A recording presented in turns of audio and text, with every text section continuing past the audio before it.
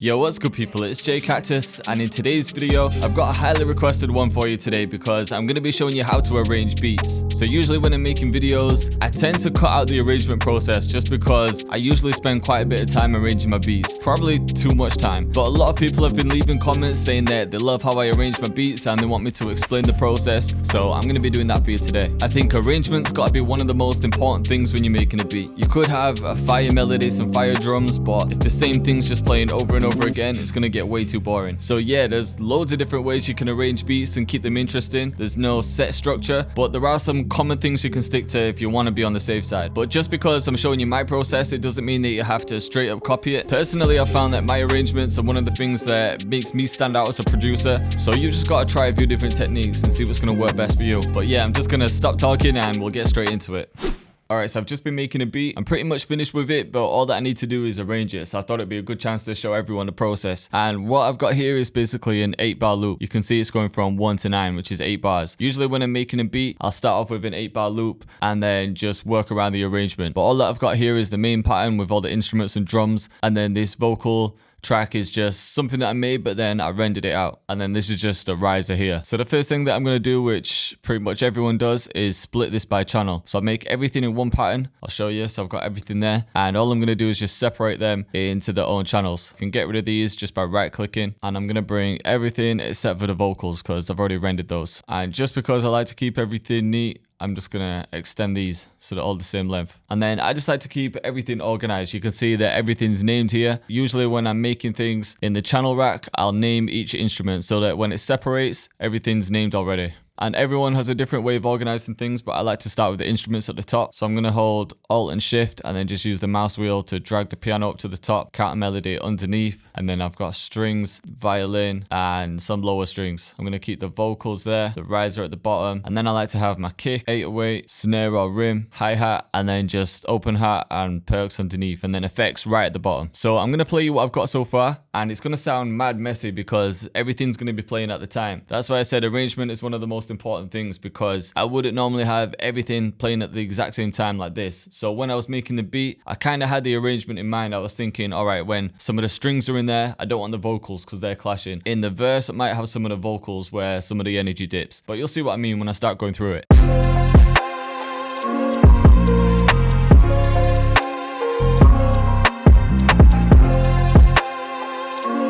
So let me play it without the strings so you can hear the vocals.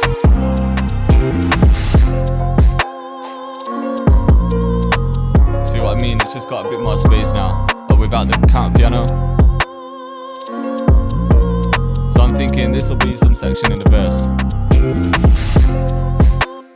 I'm just going to copy this out a few times. I've just pressed Control and A and then Control and B. I'll just copy it out a few times at first. And just so everything's real clear, I'm going to name these sections. So I'm going to call this intro. Try not to make my intros too long, because when you're sending beats out to rappers or when you're playing them for people, they don't want to sit there listening to an intro. They want to hear the beat like straight away. It might be different if you're working one-on-one with an artist. They're in the session when you're making a beat, or you're working on the album or something. If you're uploading beats to YouTube, sending beats out to artists, then yeah, just don't make the intro too long. For this one, what I want to do is have the intro here, and then this is going to be the hook. So the hook is basically double the length of the intro. Technically this is 8 bars and this is 16. If you look from 9 to 25, it's 16, but because we've got the tempo at 141, we're basically working in double time. So when you send this to an artist, they're not going to count it as if it's 16 bars. They're going to count this as if it's 8 bars. So look, I've explained this a few times, but if I put the metronome on, 1 2 3 4 2 2 3 4 3 2 3 4 4 2 3 4, you get me? And then that would be 4 bars. But a rapper is going to count it like this: 1 2 3 4 2 2 3 4 3 2 3 4 4 2 3 4.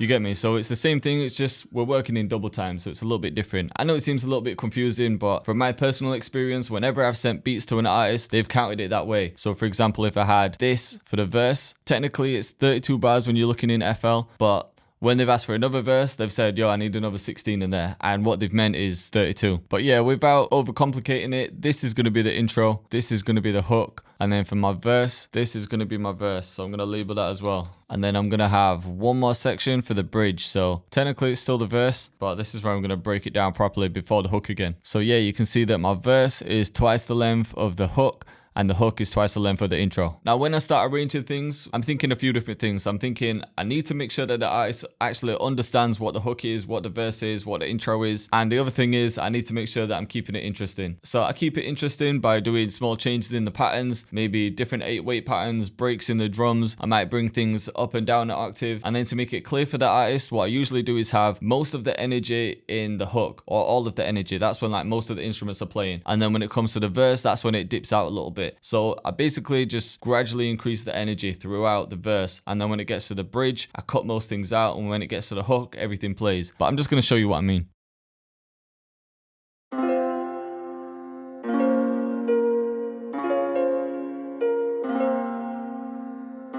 And then something can change here. So I'm going to add the hi-hats there.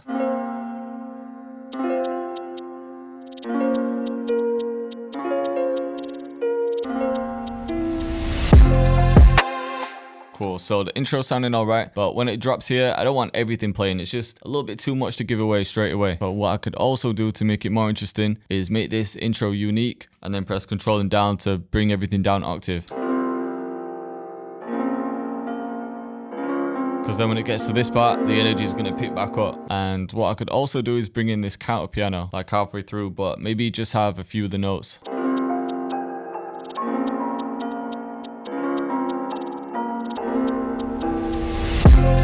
Right, I'm going to take out the vocals and the hook. Right, so I don't want the strings and the violin playing at the same time. If you listen, they're clashing.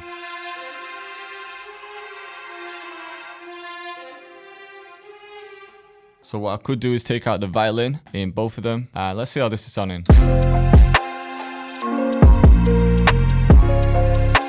Alright, I know what to do. So because I want to keep things a bit interesting, I'm going to take out this counter melody here and then just have it in the second part of the hook. I usually do this all the time for my first hook. I'll make it a little bit different. So I'll have less things in the first section and then most of the elements in the second one. But I also don't want all the drums hitting at the same time because again, I think that's just giving away too much. So one thing that I like to do is have a bit of a break in the hi-hats here. Take out the open hats. I'm even going to take out those shakers. Or what I could do is bring the hi-hats up until the rim and then just take them out here. And maybe take out some of the kicks and 8/8s here.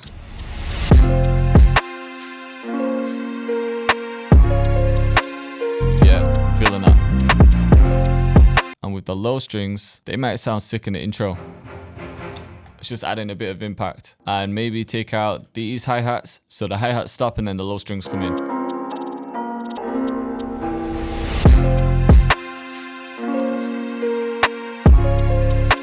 Sounds hard. And then in the second section, this is when the counter melody can come in. I'm going to take out these here too. See what I'm saying? Now it's just got a nice bit of variation for the hook. But I also want to make this first 8/8 pattern a little bit simpler. So when I'm making beats, I try to have like 2 different patterns and then just alternate them. Sometimes I'll have a third one, but it can get a little bit too crazy if you do that. So I'm just going to simplify this one. Maybe not have this one slide up. Take out these.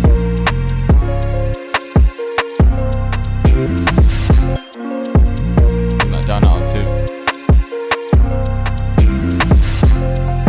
Alright, so now we can look at the verse. Instantly, I'm going to take out the strings. That's how it's going to be real easy for an artist to understand exactly where the hook is. When the strings are in, that's when the most energy is happening. So it's just going to make it real simple for them. And I know I want to use the vocals in the verse somewhere, but I'm thinking, just going back to the intro real quick. This is what I'm saying. I always change my mind when I start arranging things, so I take my time with it. I'm adding the vocals in here just because I think it gives people a little teaser of what's going to happen later, and the vocals won't be as much of a surprise.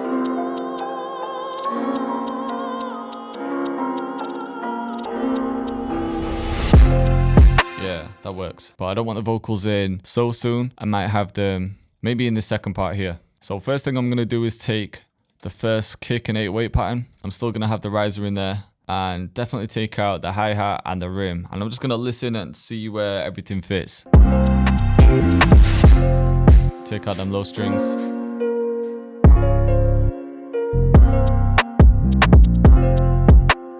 And that works there. And maybe I can have the vocals here. Yeah, it sounds cool. Maybe have the violin instead of the vocals here.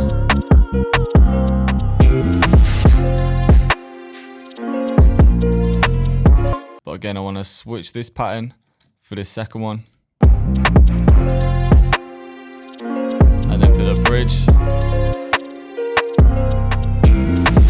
Alright, when it gets to the bridge here, I want all of the energy to dip. I want a nice switch up here. So I'm going to take the piano from the intro and I'll keep the riser there. Get rid of the shaker, get rid of the hi-hats. Probably get rid of everything actually.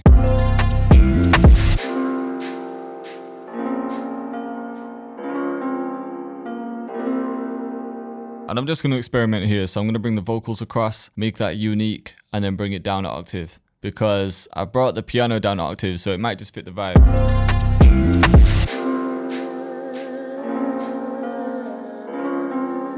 Yeah, I think it works, you know.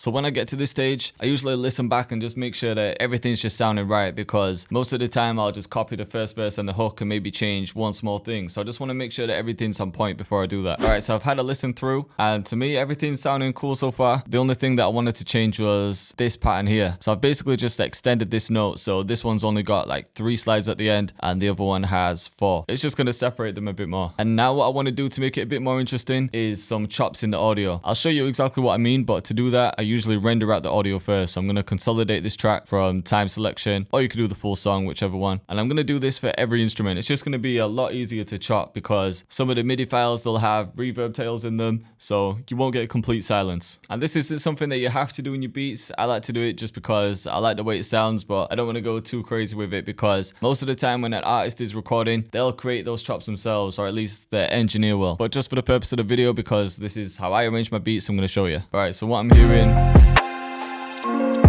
maybe a chop here. So I'm just going to chop these up and cut off the smaller ends. Do the same with the 808. You'll see where it's going to go. Cut out the hi-hat too. Cut out this kick and maybe even copy this kick. And maybe another kick here just to help with the bounce. And maybe instead of having this riser here, I could add it here. And one more thing, instead of having the hits there, I could have the hits when they come back in like here.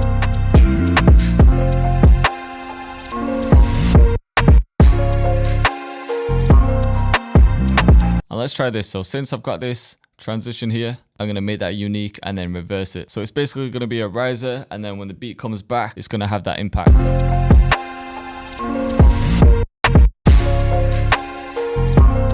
Yeah, it sounds hard. Alright, so I think I've got everything now. And look, I've got intro, hook 1, verse 1, bridge, and then it can come back into the hook. And if you wanted to make it even more interesting, what I could do is add a synth bass in. Alright, so for the synth bass, I've just added similar notes to the 808. Let's just play it from the bridge and see how it's sounding. I'm going to take out them low strings. I don't think it's needed there.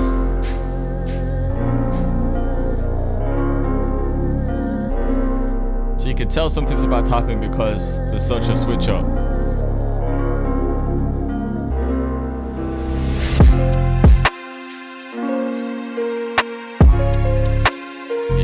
Sounding mad.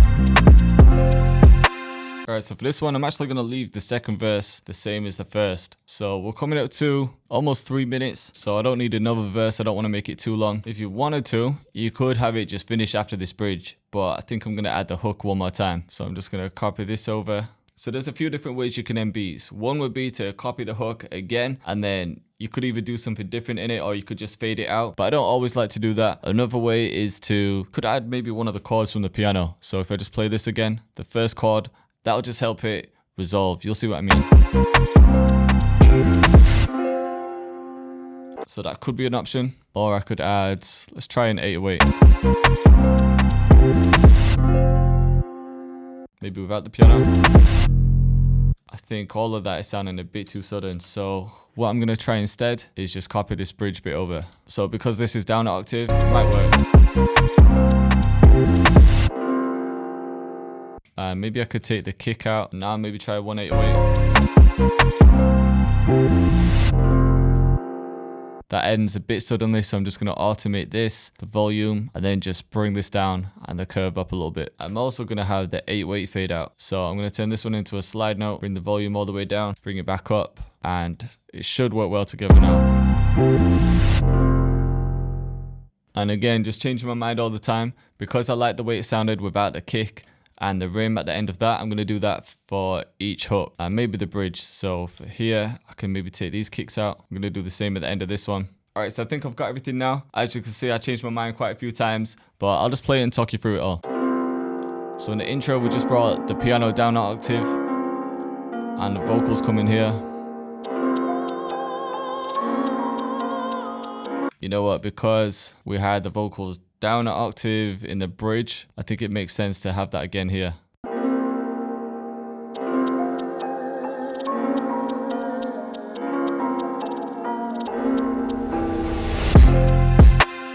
Little pause. So I do that drop quite a bit. This was the new simpler 8-weight pattern.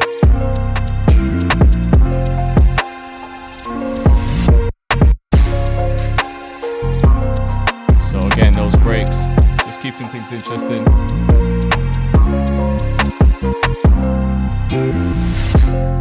So for the verse, all the energy kind of dips, just slows everything down. And then to build back up, we get more of the perks and the vocals.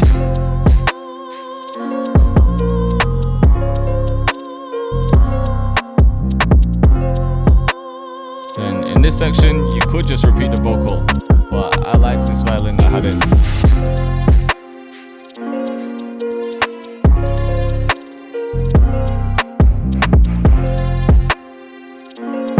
And then to drop all of the energy for the verse or the bridge, I took everything out. So you can just easily tell it's a bridge because all the energy is taken out, everything's down an octave, it just sounds darker. And then it picks straight back up.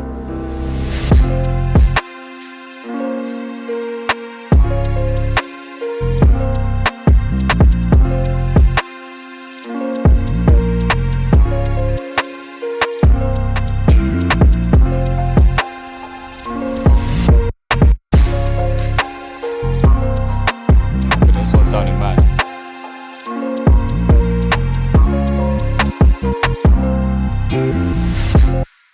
And then if you remember for the outro, I just kept it real simple. I just had the first chord brought down an octave and the 8-weight just basically fading out.